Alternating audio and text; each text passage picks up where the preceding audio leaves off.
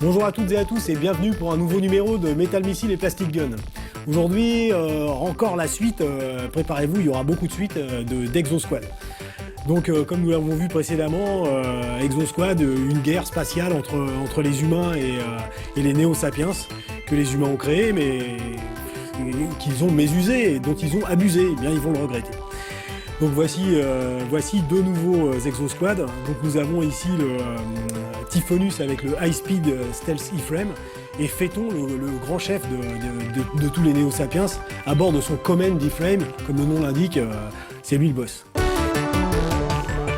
Voilà, nous voici en présence de Typhonus et de l'High Speed Stealth E-Frame. Donc Typhonus est un des dirigeants de l'Empire Néo-Sapiens, je pense que vous pouvez le voir. Nous allons faire un petit détail sur les figurines des Néo-Sapiens tout à l'heure. Donc même chose, vous installez le pilote à l'intérieur de son E-Frame, vous refermez.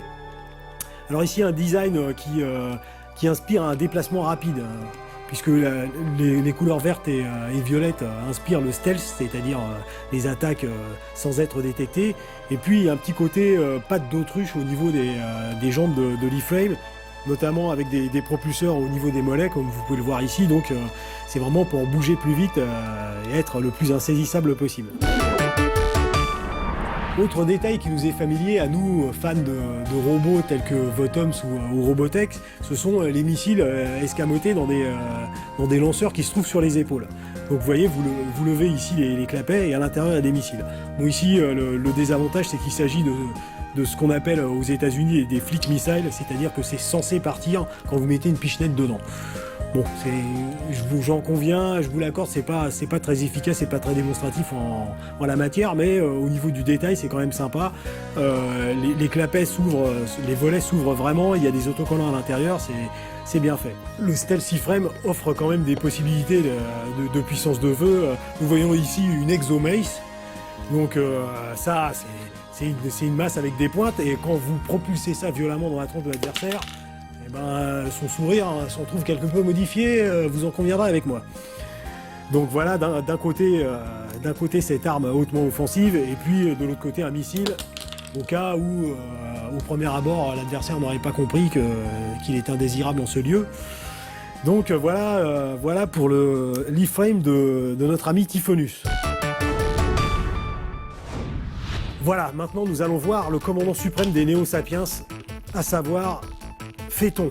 Donc justement profitons-en pour faire un petit close-up sur les Néo-Sapiens.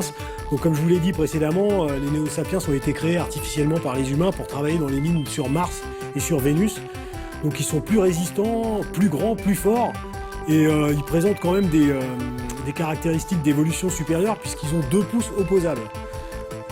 Comme vous le savez, nous, humains, nous avons un pouce opposable, et ici ils en ont 2. Je ne sais pas si vous pouvez le distinguer correctement. Et puis, bon, leurs pieds aussi offrent des possibilités de stabilité sûrement plus importantes que celles d'un humain normal. Donc vous pensez bien que le Néo-Sapiens, disposant de tous ces avantages, ne va pas continuer à travailler dans les mines pour des gens qui se la coulent douce pendant qu'ils morflent.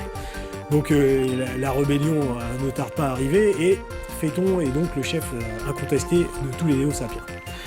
Donc voilà, le voici dans toute sa splendeur. Voici son Command E-Frame, donc son E-Frame de commandement, excusez du peu. Mais la procédure se poursuit, vous ouvrez les protections des jambes et des bras.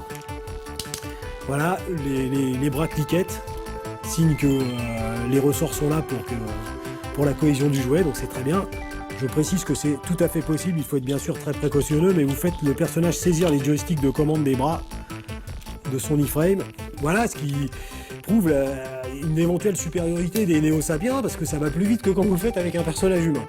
Voilà, vous refermez, et je pense que le Command E-Frame a un aspect qui indique parfaitement la teneur de ses intentions. Donc d'un côté, vous avez une pince, qui permet de saisir l'adversaire, et puis de l'autre côté, un missile, qui a un peu des problèmes de départ, mais on va quand même tester sa puissance de feu rapidement. Voilà, bon, c'est quand même très conséquent. Donc je pense que justement Phaeton a en main ce qu'il lui faut pour imposer son point de vue. Alors vous avez aussi une batterie de missiles montée sur la tête de l'E-Frame. Les deux extérieurs sont des flics missiles comme on l'a vu précédemment, donc là c'est un peu plus convaincant parce qu'il y a du jeu. Et sinon, celui-ci se lance avec un ressort, mais malheureusement les outrages du temps sont passés par là. Au prix d'une petite réparation, il retrouvera tout son mordant guerrier. Voilà donc pour une suite d'Exosquad. Des petits exosquelettes bien sympathiques. Je répète, une sculpture fouillée, beaucoup d'autocollants, pléthore de gadgets. C'est vraiment du bon jouet, comme savaient nous le faire les États-Unis dans les années 90. Voilà pour cette deuxième partie concernant Exosquad. Soyez présents la semaine prochaine parce qu'il y aura des surprises visuelles, techniques et aussi sonores. N'oubliez pas, les jouets sont quelque chose de beaucoup trop sérieux pour être confiés aux enfants.